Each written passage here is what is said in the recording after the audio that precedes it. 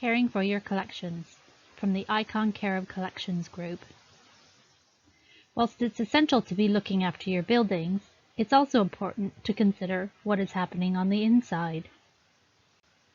Keeping damp and moisture out will ensure that you're protecting your belongings from issues such as mold, structural changes, or water damage.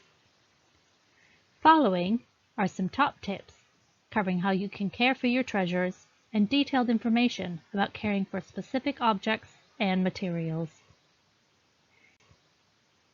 You don't have to deal with everything at once, as that can be too overwhelming, but consider completing a review during National Maintenance Week so you can know what you need to do over the next few months. Caring for leather. Leather is a sturdy material, but it is prone to damage from wear and tear, handling, water, or high humidity. Animals and insects particularly find leather tasty. If you're a fan of 19th century antique leather-bound books, look out for powdery red rot caused by sulfur air pollution.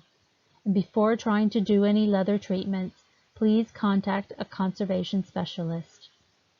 For storage, pad gloves, shoes, bags, and hats with crumpled up acid-free tissue paper to support their shape.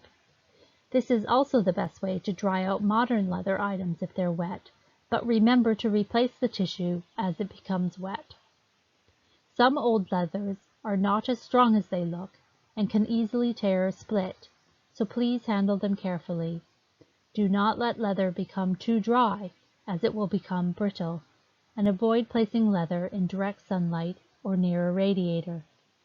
For cleaning, oils and dressings can often cause long-term damage, so keep leather clean by dusting with a soft brush. To improve the appearance of smooth leather, like on a suitcase, rub in a little beeswax furniture polish, not the cream style, using your finger or a soft cloth, then polish with a soft brush or cloth. Don't use modern cleaning products on old or vintage leather, as they can damage or stain. Some leather can be marked or damaged by water, so do not wet clean leather, just dust it. And any remaining dirt may come off by wiping with a cotton wool swab barely dampened with a little bit of white spirit. A dry chemical sponge, which looks a little bit like an eraser, lightly rubbed over a dirty area, or a dry microfiber cloth will also remove some of the dirt.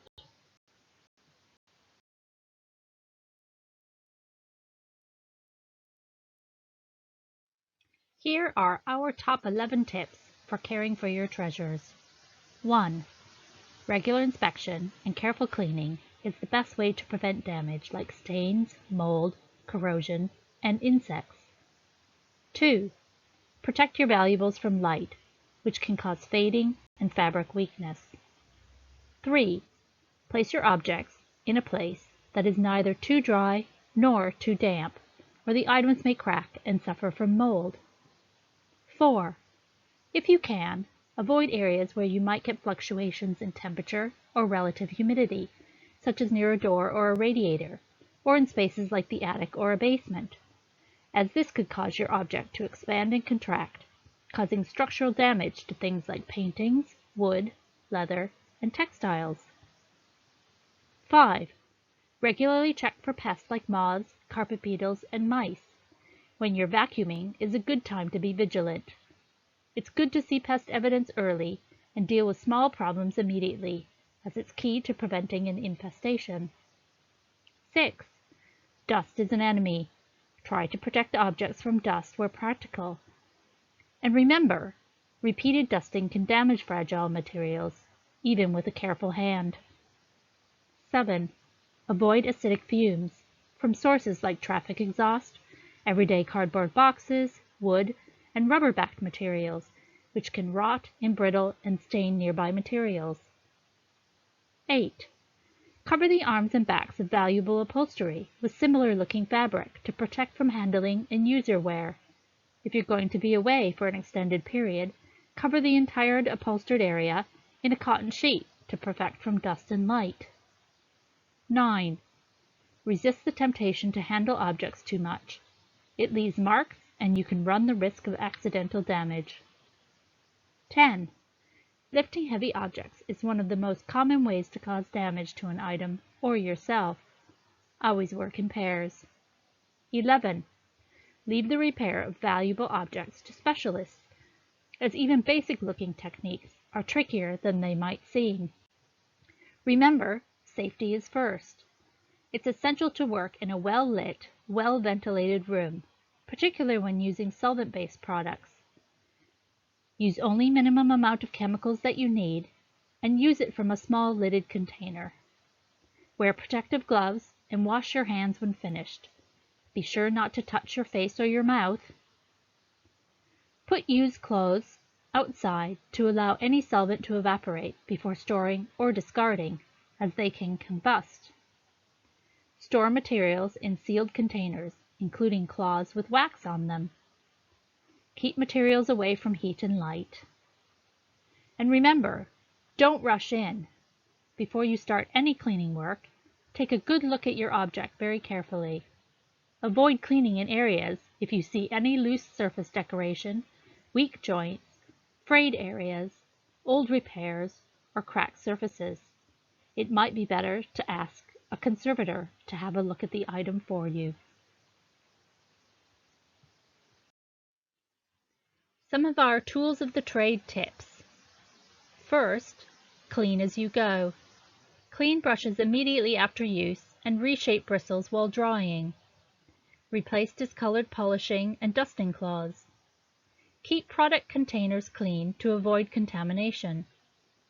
Be sure to organize your materials before you start. Label everything to avoid cross-contamination, especially of metal polishes. Keep dusting cloths clean in labeled sealable bags. And store brushes with bristles upright to keep their shape. Think about investing in the best.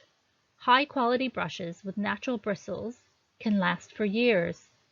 And while natural bristle brushes are more expensive, they can be more efficient, and so might be worth the investment.